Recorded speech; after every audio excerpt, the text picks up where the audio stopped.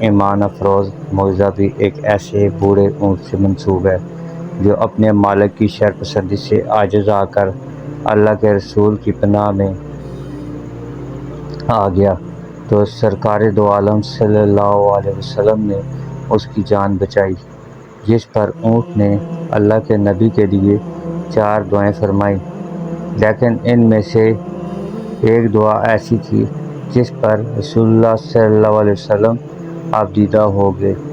صحابہ کرام تڑپ اٹھے تھے کہ ایسے کیا ماجرا ہو گیا کہ اللہ کے رسول کی چشم مبارک سے آنسو بہہ نکلے ہیں۔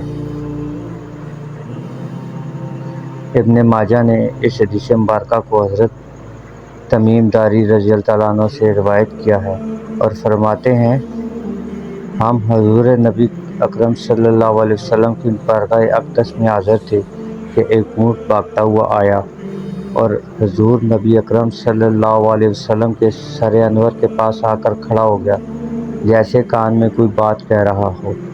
آپ صلی اللہ علیہ وسلم نے فرمایا، اے اونٹ پرسکون ہو جا، اگر تو سچا ہے تو تیرا سچ تجھے فائدہ دے گا، اگر تو جھوٹا ہے تو تجھے اس جھوٹ کی سزا ملے گی۔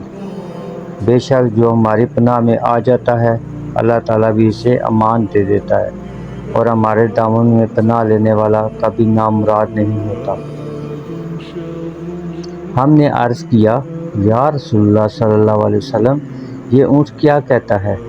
آپ صلی اللہ علیہ وسلم نے فرمایا، اس اونٹ کے مالکوں نے اسے ذبح کر کے اس کا گوشت کھانے کا ارادہ کر لیا تھا، سو یہ ان کی پاس سے بھاگ آیا اور اس نے تمہارے نبی صلی اللہ علیہ وسلم کی بارگاہ میں استغاثہ کیا ہے۔ ہم ابھی باہم گفتگو میں مشغول تھے کہ اونٹ کے مالک بھاگتے ہوئے آئے۔ جب اونٹ نے ان کو آتے دیکھا، وہ دوبارہ حضور نبی اکرم صلی اللہ علیہ وسلم کے سر مبارکہ کے قریب ہو گیا اور آپ صلی اللہ علیہ وسلم کے پیچھے چھپنے لگا۔ ان مالکوں نے عرض کیا، یا رسول اللہ صلی اللہ علیہ وسلم، ہمارا یہ اونٹ 3 دن سے ہمارے پاس سے بھاگا ہوا ہے اور آج ہمیں آپ کی خدمت میں ملا ہے۔ اس پر آپ صلی اللہ علیہ وسلم نے فرمایا، یہ میرے سامنے شکایت کر رہا ہے اور یہ شکایت بہت ہی بری ہے۔ انہوں نے عرض کیا، یا رسول اللہ صلی اللہ علیہ وسلم، یہ کیا کہہ رہا ہے؟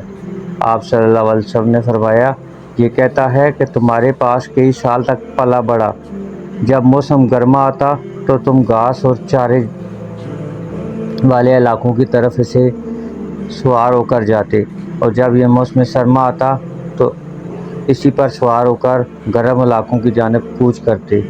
پھر جب اس کی عمر زیادہ ہو گئی تو تم نے اسے اپنی اونٹیوں میں افزائش نسل کے لیے چھوڑ دیا۔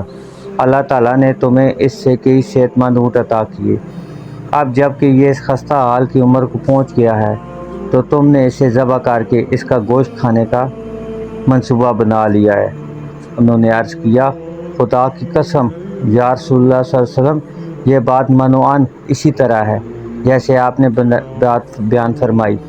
اس پر حضور نبی کرم صلی اللہ علیہ وسلم نے فرمایا، ایک اچھے خدمت گزار کی اس کے مالکوں کی طرف سے کیا یہ جزا ہوتی ہے؟ وہ عرض گزار ہوئے، یا رسول اللہ، اب ہم نہ اسے بیچیں گے اور نہ اسے ذبح کریں گے۔ آپ صلی اللہ علیہ وسلم نے فرمایا، تم جھوٹ کہتے ہو، اس نے پہلے تم سے فریاد کی تھی مگر تم نے اس کی داد رسی نہیں کی، اور میں تم سب سے بڑھ کر رحم فرمانے والا ہوں۔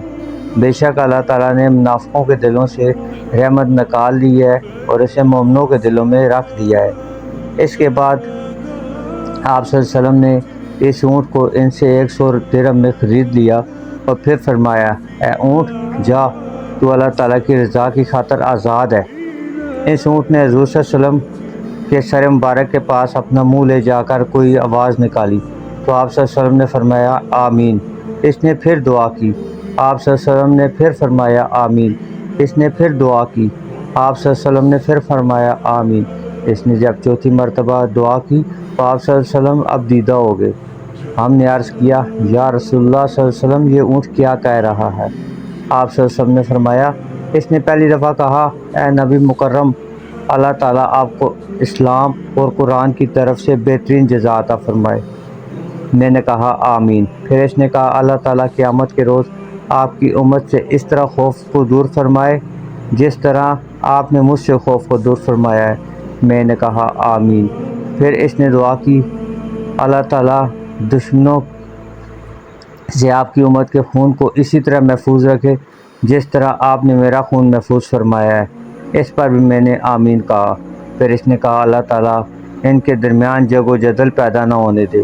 یہ سن کر مجھے رونا آ گیا کیونکہ یہی دعائیں میں نے بھی اپنے رب سے مانگی تھی، تو اس نے پہلی 3 دعاؤں کو تو قبول کر لیا لیکن اس آخری دعا سے منع فرما دیا۔ جبرائیل نے مجھے اللہ تعالیٰ کی طرف سے خبر دی کہ میری یہ امت آپس میں